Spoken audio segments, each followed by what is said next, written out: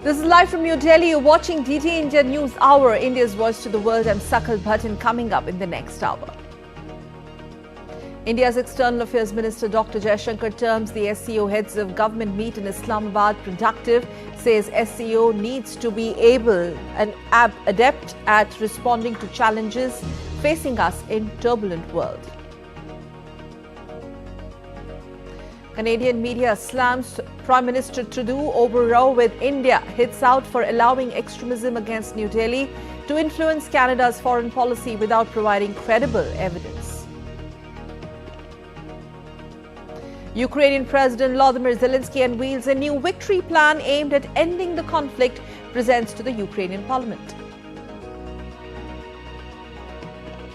India's Akhil shoots bronze in men's 50-meter rifle tree position at the ongoing ISFF Shooting World Cup finals in New Delhi.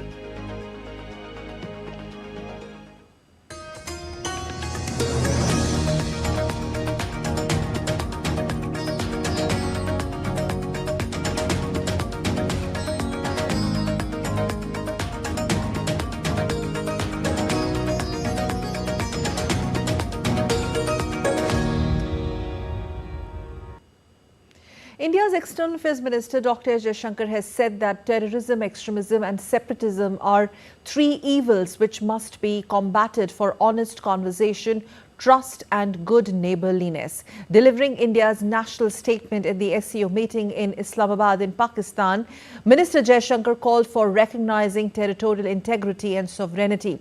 Besides, India's Foreign Minister also listed 8 key takeaways from Indian perspective from the outcome document signed at SCO in Islamabad. Here is more. India's External Affairs Minister Dr. S. Jaishankar on Wednesday called terrorism, extremism and separatism as three evils which need to be combated for good neighbourliness.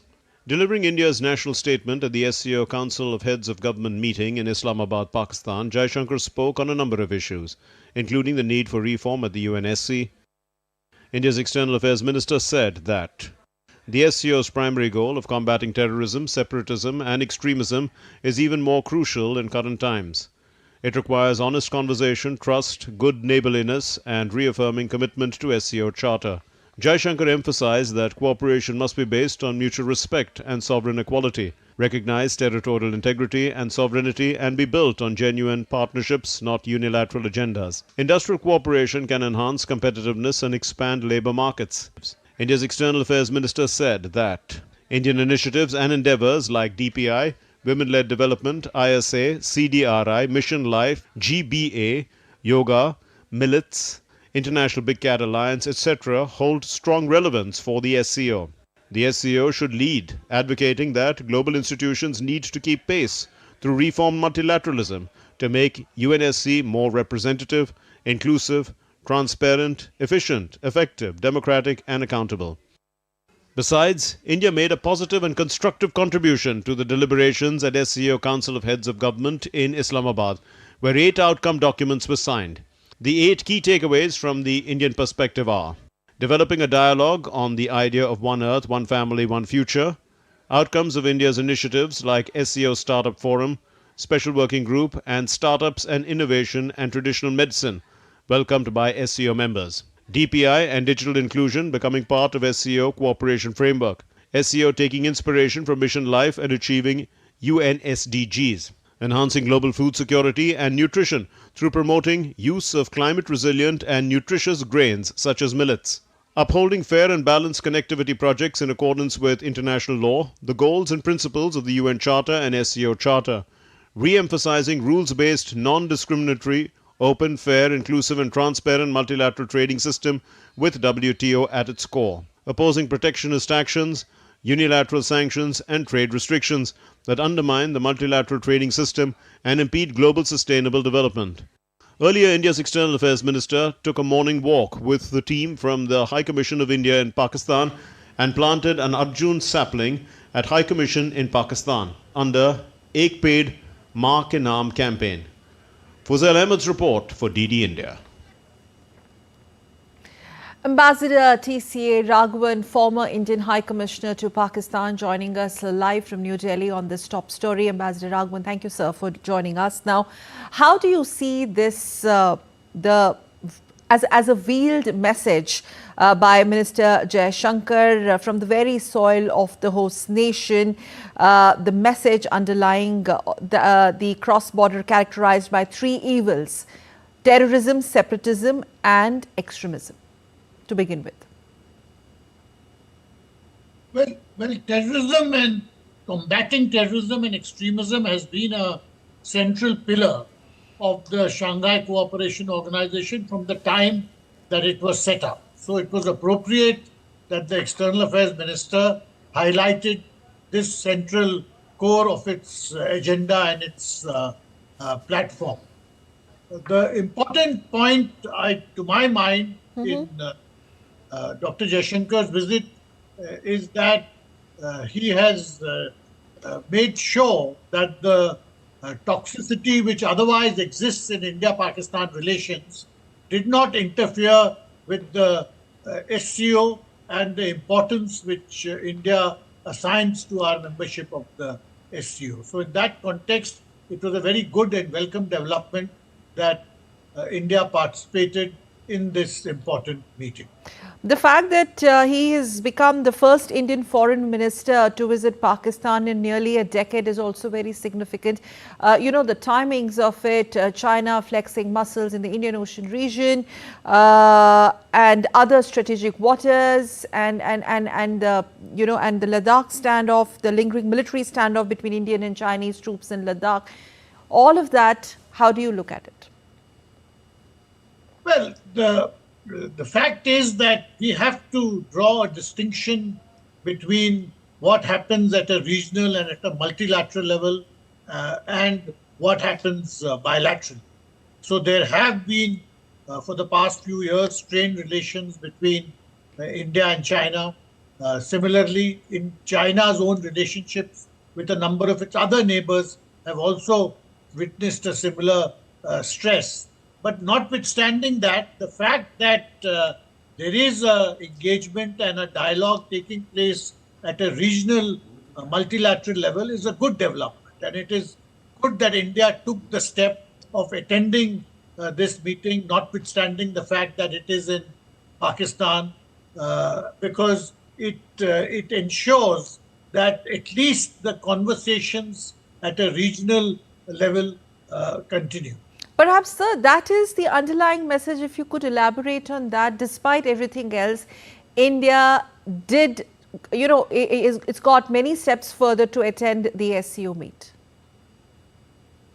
Well, I do think engagement with one's neighboring countries is an important part of India's foreign policy, and nothing should be allowed to erode that engagement, notwithstanding the profound and fundamental differences which may exist. So India has a number of very, very genuine and deep concerns about Pakistan and Pakistani behavior. But the fact is that it is a neighboring country, and engagement with it, remaining in contact with it, and trying to find a sensible and suitable way out of these difficulties really is inescapable. So in that context, the fact that the External Affairs Minister went to Islamabad to attend this meeting is a very welcome and positive development. Okay.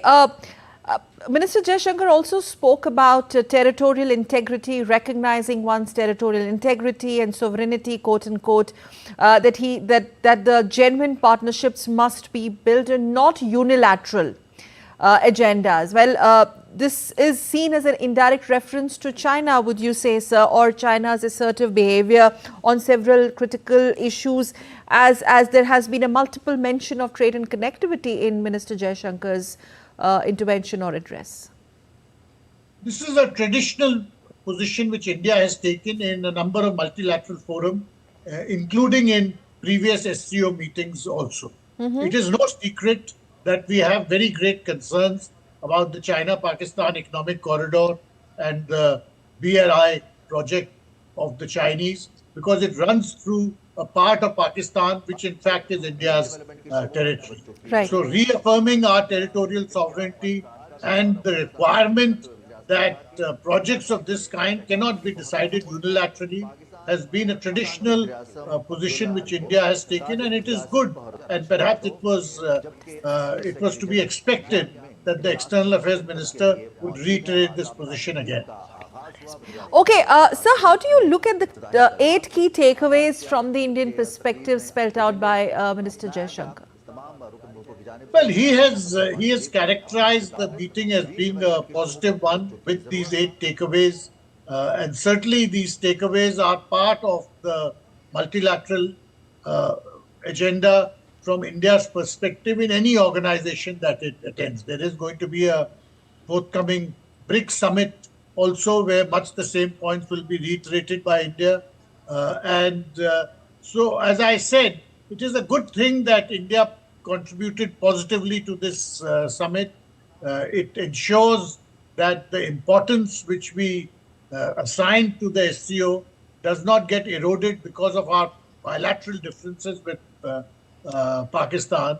And certainly, I would say that his attending this meeting is a good and positive sign for SCO as also for the region as a whole. One final question, sir, Ambassador Raghavan, what do you think has been the larger messaging from India's perspective in this particular summit? Again, I would reiterate the fact that, an Indian minister visiting Pakistan in almost a decade, and that too an External Affairs Minister. I think the larger messaging is that India assigns importance to regional cooperation and to multilateralism as a whole. So while this visit was devoid of any bilateral content or bilateral context, nevertheless, the fact that it took place to Pakistan, and as you said, it was the first visit in almost a decade, is of significance. The last visit by an Indian External Affairs Minister to Pakistan was in 2015, when the late Srimati Sushma Swaraj had visited for a Heart of Asia conference. Right, sir. At that time, although the reason for her visit was a regional conference, visit had a great deal of bilateral significance because she had very important bilateral meetings with the Pakistani leadership. Sir. This time, the visit did not have a bilateral content, but nevertheless, the fact that it took place at all at a time when there has been a downswing in India-Pakistan relations for the last few years is a good and important development. Right, sir. We'll leave it there. Ambassador T.C. Raghavan, many thanks for joining us on this big story. Thank you, sir. Thank you. And now let's move on and get you some more news and updates. The curtain raiser for the 7th session of the International Solar Alliance Assembly was hosted today in New Delhi, and the leaders from 120 member countries to attend the 7th session of the International Solar Alliance Assembly in New Delhi from November 3rd to November 6th. DD India's Tapash Bhattacharya gets us more inputs. India will host the 7th session of the International Solar Alliance Assembly, a key moment in the global drive force towards a solar-powered future. From November 3rd to 6th, leaders from 120 countries, partner organizations and the private sector will convene at Bharat Mandapam in New Delhi to chart a course towards a sustainable solar-powered future. Leaders from across the world will convert during the forthcoming 7th Assembly of ISA to promote the widespread adoption of the solar power. India's Minister of New and Renewable Energy, Prahlad Joshi, highlighted ISA's evolution into a global platform and commended their remarkable progress in adopting solar energy. I take this opportunity to call upon ISA members, signatories, and prospective countries to unite on the threefold agenda at the upcoming assembly. 1. Empowering the member countries to adopt the solar energy as the energy source of choice. Make energy access universal by supporting the solar entrepreneurs to scale up the local solutions. Mobilize the finance to speed up the solar deployment. This year's assembly will bring together ministers, missions and key stakeholders to discuss how solar energy can improve energy access, boost security and accelerate the energy transition, especially in regions with limited power. We believe that we harmonize and aggregate the demand for solar finance, for solar technologies, and therefore create the demand for research and development. We also enable the capacity that is needed in various countries to adopt solar energy. We have aggregated projects which we are preparing and enabling for about 9.5 gigawatts. With India and France leading the way, the Assembly will focus on strategies to increase solar deployment across the world. It's time to unlock the power of the sun, shaping a brighter tomorrow for everyone. Tapas Bhattacharya's report for DD India. And still to come on DD India, coming up next. Georgia reports record turnout as early voting begins in US battleground state.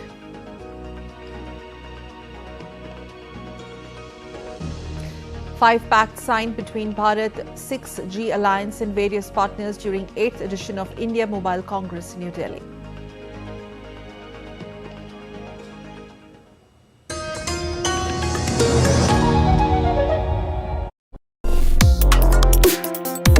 Complex issues, hidden agendas, twists and turns, strategic games. We think all dots are linked. We just need to connect them. Join me every week as I connect the dots to unravel hidden designs in statecraft, mysteries, and decode issues that matter to you. Watch Connecting the Dots with me at these times on DD India.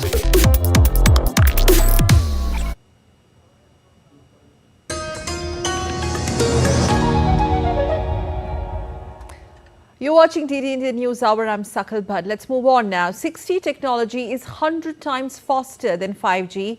And are we moving much faster in the technology sector? 6G technology is the future and the connectivity is the buzzword. And an international symposium was organized at IMC 2024.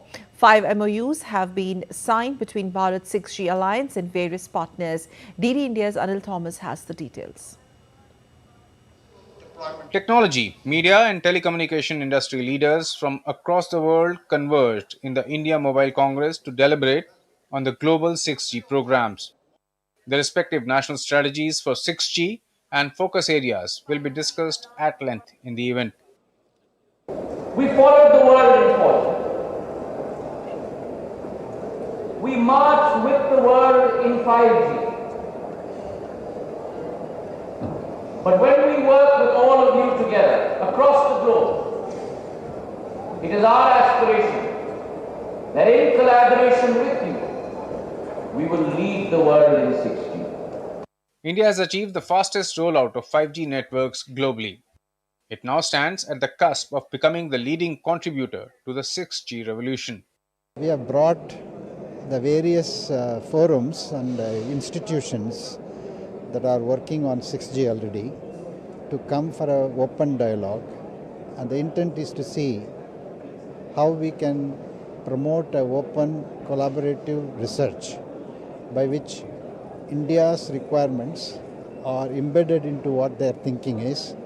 The International Symposium also saw 5 new Memorandum of Understanding signed, taking the tally of overall MOUs signed by Bharat 6G Alliance to 8.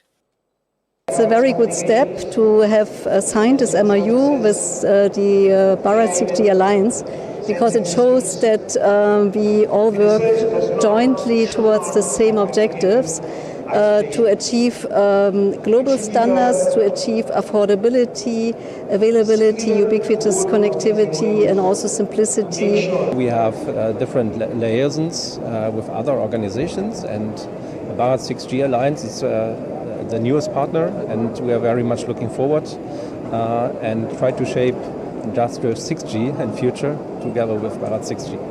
New cutting-edge research, key architectural principles and emerging technologies that will shape the 6G landscape in India and the world found a reference at the symposium. Energy consumption is a big element of mobile networks, and we want to make with our use cases application, we want to make the network, we want to make the planet more sustainable, but we have to get down with the level of energy that we are consuming. The future promises to be seamless and will surely empower people at large with the advent of 6G. The technology also has the potential to bridge the urban-rural gap effectively. Anil Thomas report for DD India. Well, shifting focus to elections in US. Well, early voting has started in US presidential elections where former President Donald Trump. It's a tight contest between Vice President Kamala Harris and Donald Trump. Well, the campaigning is on in full swing for both the candidates. Final polling is scheduled on 5th of November. DD India's Amritpal has sent this report. With just weeks left for November 5th, the day Americans vote to elect their new president, election campaigning here in the United States has reached a feverish pitch, with both candidates, Kamala Harris and Donald Trump, crisscrossing the country in a last-minute bid to woo the voter, often trading barbs, making personal attacks, making tall promises, in Kamala Harris's case, doling out last-minute sops to woo the voter. I'm here right now at the famed Golden Gate Bridge of San Francisco. I took a stroll across this bridge to interact with the Americans, to read their mind, to understand what they think, what matters most to them as they prepare to vote on that Super Tuesday. And this is what they had to say. I think there's a few issues that really matter, but at the top of my mind is like the Democrats' response to Israel-Gaza. I think the ongoing humanitarian crisis has really soured my perspective of the Democrats, unfortunately. And I think that's difficult to imagine that like a Trump term would be worse given just like how much of a crisis the Middle East is in right now. There's a greater issue in reproductive rights when it comes to the two electees. I was talking about how there is a big polarizing factor between red states and blue states, and in Florida right now there's a very difficult time in getting abortions. It doesn't matter how old you are and what your circumstances if you don't get it within. With inflation skyrocketing and the cost of living crisis worsening in the United States, according to the latest Pew research, 81% of the Americans say that inflation and economy will be a key factor in deciding their vote. The economy, expenses, the border. Everything's too expensive. Okay. It's going up. Bidenomics is not working. I think to have education is a right.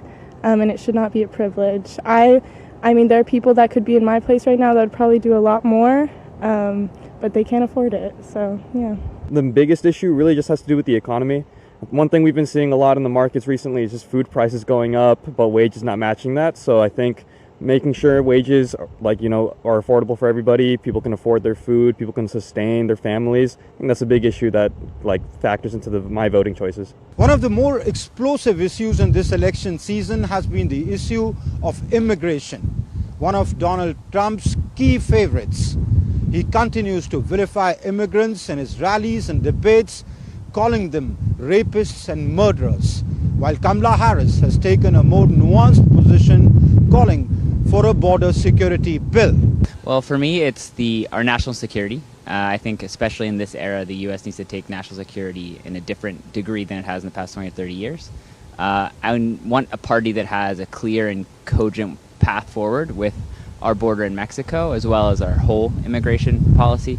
I think there's tons of people, really talented people trying to get here legally, and I think if we were able to capture some of those people, it would be incredibly powerful for us. So anyone who's thinking strategically about our immigration advantage would be huge.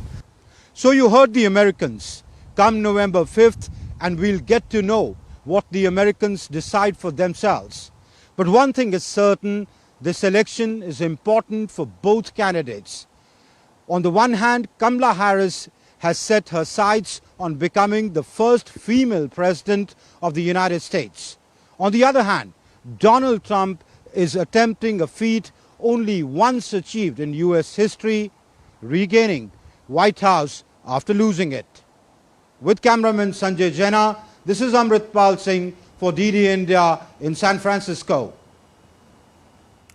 And from America, let's shift focus to West Asia, where tensions are rising high in the West Asia region.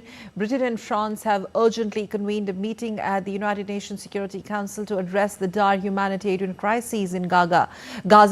Now, consequently, Israeli military reported progress in delivering humanitarian supplies to northern Gaza, with 50 trucks carrying essential items from Jordan. And amid these developments, Israel continues its military operations against Hezbollah in Lebanon and Hamas in Gaza region, resulting in escalating violence and casualties. As the West Asia region continues to remain on edge, Britain and France have called an urgent meeting at the United Nations Security Council to discuss the humanitarian situation in Gaza.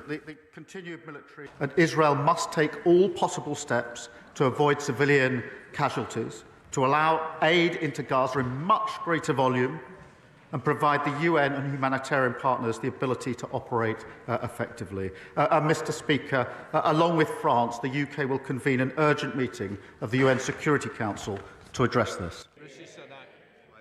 Wednesday also saw humanitarian aid heading to northern Gaza.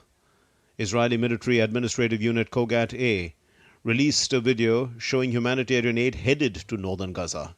The unit said there were 50 trucks with equipment including medical supplies and shelter equipment from Jordan. Earlier, the United States said the humanitarian situation must improve or Israel could face potential restrictions on U.S. military aid. Meanwhile, in the conflict zone, Israel continued its intense air and ground campaigns against Hezbollah in Lebanon and against Hamas in the Gaza Strip. Israeli Defense Forces launched an airstrike on Wednesday on the municipal headquarters in Nabatiyeh, a major town in South Lebanon, killing the mayor and at least 5 others. In retaliation, a barrage of around 30 rockets were identified crossing from Lebanon into Israel on Wednesday, with the majority of the projectiles intercepted by Israeli air defense systems. Dheeraj Das's report for DD India. On to the latest on Russia-Ukraine offensive, as Ukrainian President Volodymyr Zelensky unveils his victory plan, which is aimed at curtains down on the conflict. This plan has been vociferously dismissed by Kremlin, urging Kiev to sober up. This even when Russia claims to have taken down 2 more villages in eastern Ukraine. Amish of DD India gets us more. As the Russia-Ukraine war approaches the 1,000-day mark, Ukrainian President Volodymyr Zelensky has unveiled a new victory plan aimed at ending the conflict. This strategy, presented to the Ukrainian parliament on Wednesday, incorporates insights from Kiev's Western allies. On Thursday, he would present the plan to the European Union. We Ukrainians, together with our partners, must change the circumstances so that the war ends regardless of what Putin wants. We must all change the circumstances so that Russia is forced to peace.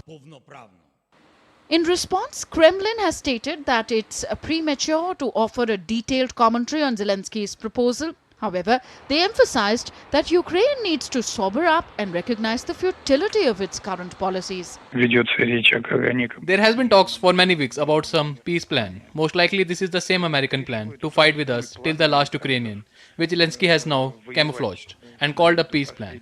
Looks like this is the case. There is no other plan out there. Meanwhile, on the ground, reports indicate that Russian forces have captured 2 villages in the eastern Ukraine, marking a continued advance in the region.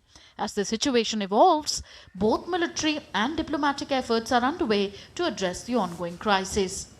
With Amish Mahajan, Tanvi Taneja for DD India. And still to come on DD India News Hour, coming up next. Well, the other big story, sections of media and experts in Canada criticize Prime Minister Justin Trudeau for levelling unsubstantiated allegations against India. We will look at the issue with the expert joining us on the show. Government formed in India's Jammu and Kashmir. Umar Abdullah takes oath as the first Chief Minister of the Union Territory of Jammu and Kashmir.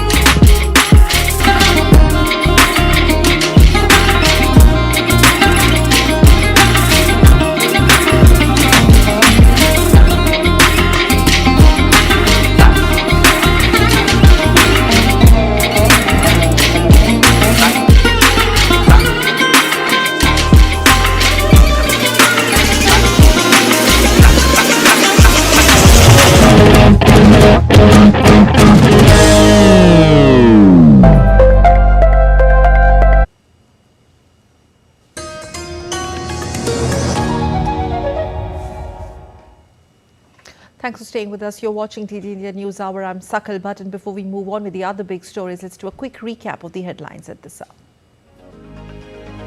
India's External Affairs Minister Dr. Jaishankar terms the SCO heads of government meet in Islamabad productive, says SCO needs to be able and adept at responding to challenges facing us in a turbulent world.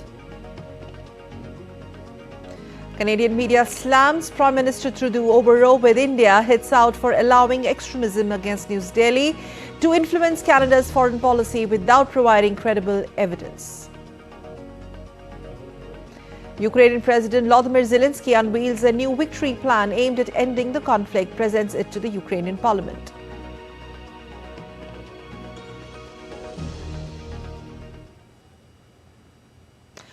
Well, Canadian Prime Minister Justin Trudeau seems to be in a bit of a spot with his credibility and leadership facing media scrutiny. Sections of media and experts in Canada have criticized Prime Minister Trudeau for levelling unsubstantiated allegations against India without providing credible evidence. On Wednesday, Prime Minister Trudeau's close ally, Canadian Member Parliament Jagmeet Singh, was seen abruptly ending a press conference without providing a clear-cut answer when he was asked how the severe sanctions, quote-unquote, he proposed against India would or could impact Canada's economic interests. In fact, on Monday, the government of India, it may be recalled, expelled 6 Canadian diplomats after strongly rejecting Canada's serious allegations, calling them preposterous and part of a political agenda centering on vote bank politics. More details in this report. Canadian Prime Minister Justin Trudeau has come in for some heavy criticism after Ottawa named Indian diplomats as persons of interest in the investigation into the murder of terrorist Hardeep Singh Nijjar, but without furnishing any credible evidence. Prime Minister Trudeau has received flack from certain sections of Canadian media and think tanks for making allegations without providing evidence and for spreading misinformation. An article published in the Canadian newspaper, The National Post, has questioned Prime Minister Trudeau's leadership by allowing diaspora politics to unruly influence foreign policy. It also questioned Royal Canadian Mounted Police RCMP for making serious statements against India without providing any evidence. Severe criticism seems to be mounting on Prime Minister Trudeau for failing to provide compelling evidence to the public after escalating tensions with India, with Canadian media posing pressing questions to top government officials reportedly. Prime Minister Trudeau's close ally, Canadian Member Parliament Jagmeet Singh, was seen abruptly ending a press conference without providing a clear answer when a journalist asked him how the severe sanctions he proposed against India would impact Canada's economic interests. It may be recalled, on September 18, 2023, Canadian Prime Minister Justin Trudeau informed his parliament of an alleged potential link between India and killing of Hardeep Singh Nijjar, the terrorist. India not only strongly refuted these allegations and demanded proof, but also called out Canadian government's inaction, hence support for terrorists. Putting Canada on mat, India called out Trudeau's administration for providing space for violent extremists and terrorists, among others. Now, not only has Canada repeated its unfounded allegations, but it has also sent a diplomatic communication to India suggesting that Indian High Commissioner in Ottawa and other diplomats are persons of interest in a matter related to an investigation, adding more fuel to already escalating diplomatic standoff. Sakal Bhatt's report for DD India. Ambassador Manjeev Puri, former senior diplomat, joining us live from Delhi on this big story. Ambassador Puri, thank you very much, sir, for joining us. Now, if you've just taken a note of the report that we just showed, so where do you think this is leading? Now, there's clearly one thing, there's a lot of media scrutiny. And what happened in the presser today, as per the CBC footage, do you think it's really embarrassing? And basically, it has got to do a lot about the credibility of Prime Minister Trudeau out there, because not only lack of credible, evidence, but he seems to have no answers. His team seems to have no answers. Sakal, thank you very much for having me on your program. Our pleasure, sir. I must make a simple point to you. let us not forget that all the political parties in Canada have come behind Prime Minister Trudeau.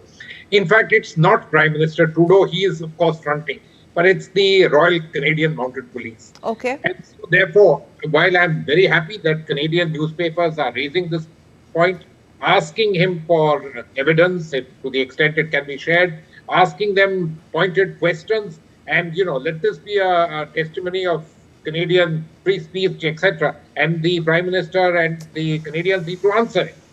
What I liked was what you said in your report, that Mr. Jagmeet Singh and in fact recognized the fact that, Canada's economic interests might just be harmed in terms of a relationship with India. No, let's not forget, India is the 5th largest economy in the world, going to become the 3rd largest. Canadians are active in India in business. Canadian pension funds invest hugely in India. The Indian diaspora plays a two-way bridge on all of this. So Canadian interests are also important. But, I think we also need to recognize that the state in Canada, the Royal Canadian Mounted Police, etc., they have their own sort of place there. And in some senses, we need to understand what this is. So while from our perspective, good that the questions are being asked. No, but there are serious questions. One of the newspapers in the article, in fact, quoting the National Post, they've questioned in a way the very credibility of the Royal Canadian Police, that you're making such huge statements without furnishing any evidence. So, Sakal, I'm in no position to answer this particular question, but all I can say is I'm not, the National Post is certainly not the mainstream and the #1 newspaper in Canada, which is the Globe and Mail. Now, I'm not dismissing what they're saying. Perhaps they have some evidence, perhaps they have some knowledge, and good that they're asking questions. And that's good as far as we are concerned. Let there be scrutiny in Canada too of what they are alleging. That's particularly important from our perspective, because we've said what we had to say, that, we are not involved. And rightly so, at least someone like me cannot believe that the government of India has anything to do with all of this. But let the Canadians ask the question. That's important, and I'm glad that they are asking the question. That we can jump to conclusions, that may be a little premature. Right, sir. No, I get your point. It's, what we are discussing is this media scrutiny put forth by the Canadian media, or perhaps certain sections of Canadian media, to the extent that they are literally questioning the leadership or the style of governance, where they have asked questions that, is he actually allowing, and I'm quoting, diaspora politics to unduly influence the foreign policy? I think this is, if this continues consistently, this whole media backlash, this is raising very serious questions about Prime Minister Trudeau's style of functioning / governance by his own media. Sakal, let's go back to this. At the end of the day, foreign policy is domestic for every country in the world. But having said this, let's go a little further. That Canada prides itself for its openness, its liberal society, its liberal laws. Very good. Then, since Prime Minister Trudeau made certain remarks in the Parliament, the Royal Canadian Mounted Police said certain things. Well, let them stand to scrutiny to their own people, let alone putting these questions across to us. Our answers are very much there. So, I like the idea that they are being asked questions. And at the moment, in terms of the first few questions answered, it doesn't seem that there is an answer. But we don't know. It's a bit premature. And one factor, of course, comes out very clearly. In that press conference by the leader of the NDP, where he admitted that Canadian interests may not necessarily be well served. In fact, he noted, if I'm not wrong, that Canadian interests, economic interests in Canada as a G7 country, economic interests matter a lot for that country, would be particularly not well served. So, should all of this have been handled differently? I have no doubt it should have. Governments have various ways and means of handling matters, bringing such matters to the fore, taking the kinds of steps like calling a high commissioner a person of interest, then, the country withdrawing them, these kind of things. So as a diplomat, in your experience as a diplomat, don't you think this, or perhaps what are your thoughts? This is in extreme bad taste, the way they've handled this situation, pushing the diplomatics or, the whole, the diplomacy at the brink between India and Canada? Absolutely, Sakal. The kind of damage it has done. You're spot on. Look, India and Canada have huge relations. Their relations at the level of the people, their relations at the level of the economy, which are massive even from Canadian perspectives, even though it's a G7 country. These are matters which, supposing they've even come to your light and you know them, you need to handle them with diplomatic finesse. You need to handle them in a manner which doesn't allow the world to raise the questions which are being asked, that you're playing it for domestic politics, you're playing it for your own gains, etc., etc. If that is the case, in any case, it's not good. But if that's not the case, you needed to have handled it well. Look, many issues can arise among countries. There's no doubt about that at all. And India-Canada issues of this particular subject are not new.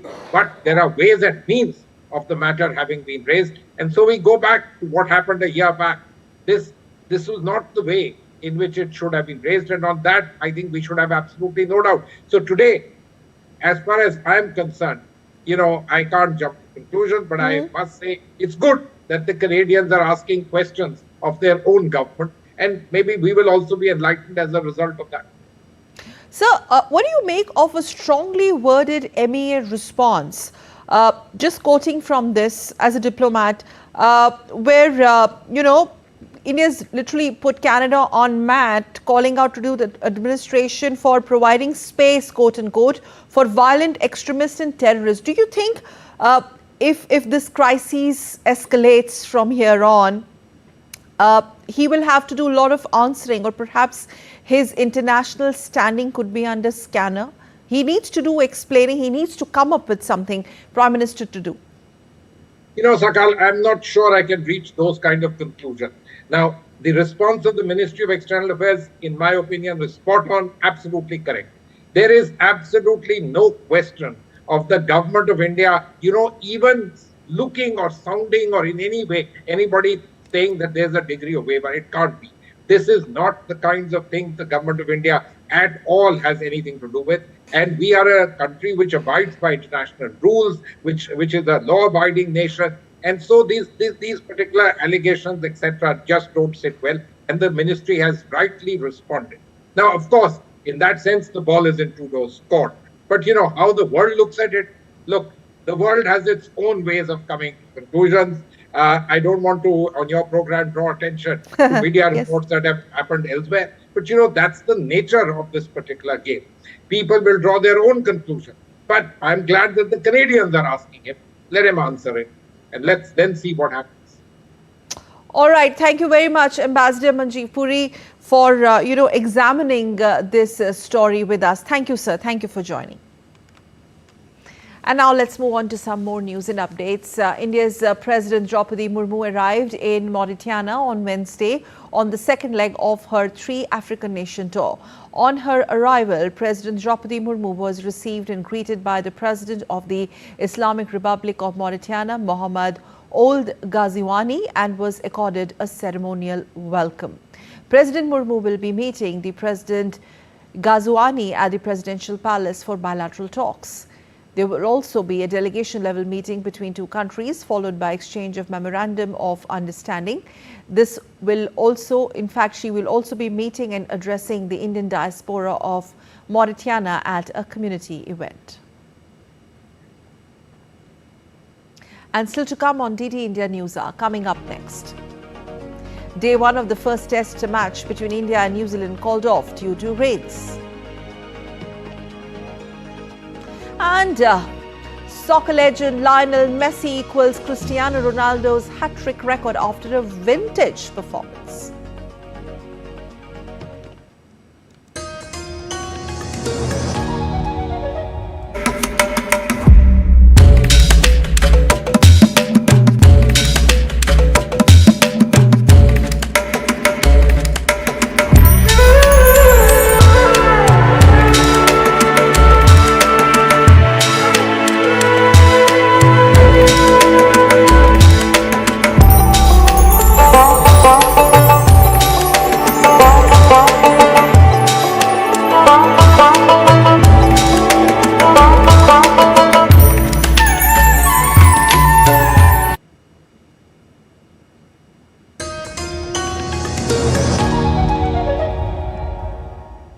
watching DT India News Hour. I'm Akhil Bhatt. Let's move on now to more news. Niti Aayog is all set to host the two-day second International Methanol Seminar and Expo 2024 from Thursday in New Delhi. Niti Aayog member Dr. V.K. Saraswat has addressed a curtain raiser press briefing on the upcoming seminar.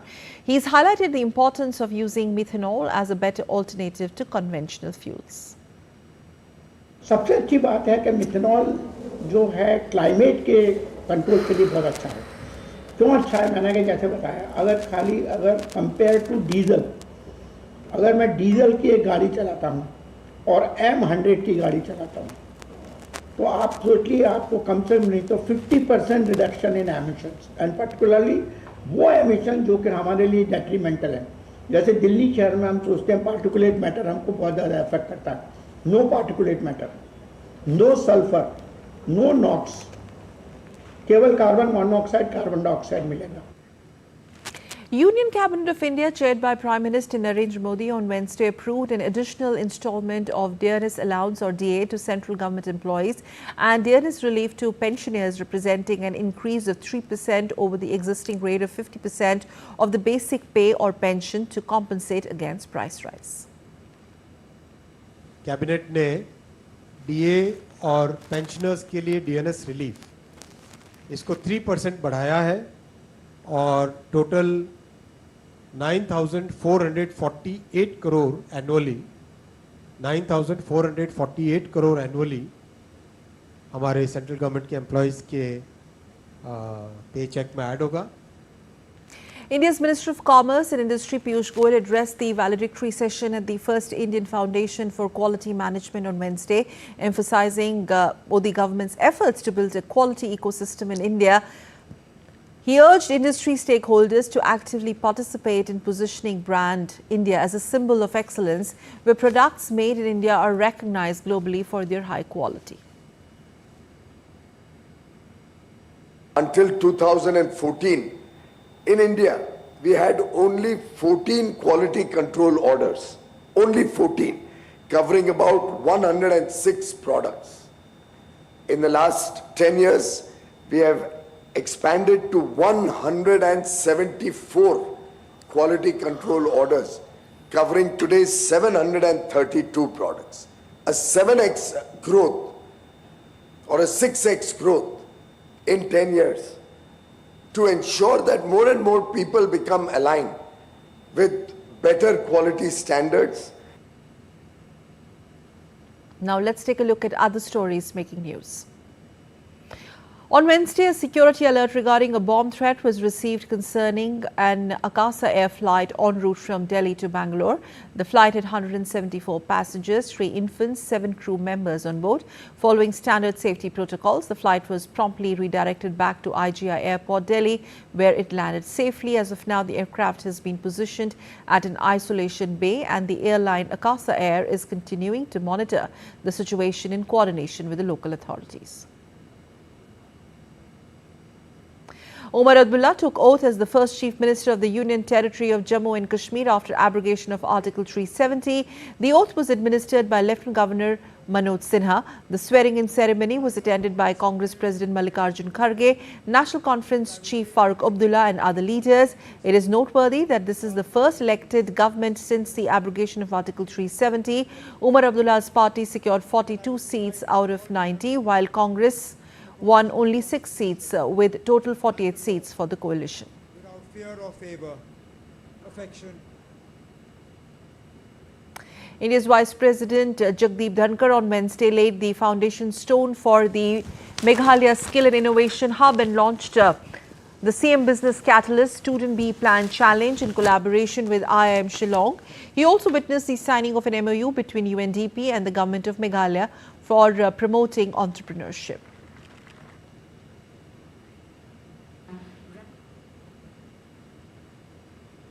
India's northeastern state of Assam goes in celebration mode as devotees prepare to worship goddess Lakshmi on the auspicious occasion of the full moon night. In various parts of the state, markets are bustling with life and festivities as people throng to purchase clay idols of goddess along with essential puja items. Devotees participate in celebrations, offering prayers for prosperity and well-being for themselves and their loved ones.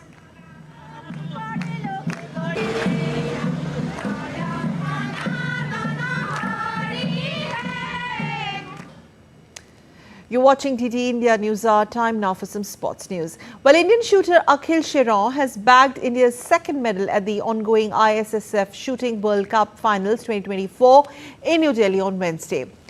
Sheran won bronze medal in the 50-meter rifle 3 position men's final. A seasoned pro now with the ISFF medals at every level, Akhil had only the World Cup final missing from the bouquet, and he did it in style at Dr. Karni Singh shooting range, orchestrating a now familiar comeback in the final standing position from mid-table to bring cheer to the home fans. He talked exclusively to DD India's Abhishek Prasad. We are at the Dr. Karni Singh shooting range where ISFF Shooting World Cup final is going on, and right now with me is Akhil Sheran, who won bronze medal in the 50-meter men's rifle 3 positions. Akhil, how was the experience? And you won bronze medal. There was a tough fight of all the shooters. So how do you look at this? It was a great achievement. There were lots of shooters who had even bigger achievement than me. They were world champion. They were #1 shooter of the year. In fact, there are few colleagues of mine who are from other countries. They were in the other finals in the different competitions, and I've seen their game. They are very good in their game and they're very strong. But I was able to fight them and could end up in the medal rank. And definitely I will say it will help me to look forward for this new cycle for the LA Olympics. Akhil, you won Hangzhou Asian Games gold medal, and then you earned the qualification for the Paris Olympics by winning Baku, but you could not make it to the final squad. So that was a setback. So how do you dealt with that setback? I took my time. I went to home because there was lots of gap. I was just preparing. I was staying in Delhi only. I was not visiting my parents. So I went to home. I stayed with my parents. They supported me well. They talked me through. It's okay. There will be another one in the 4 years. And you were very close. You were almost there.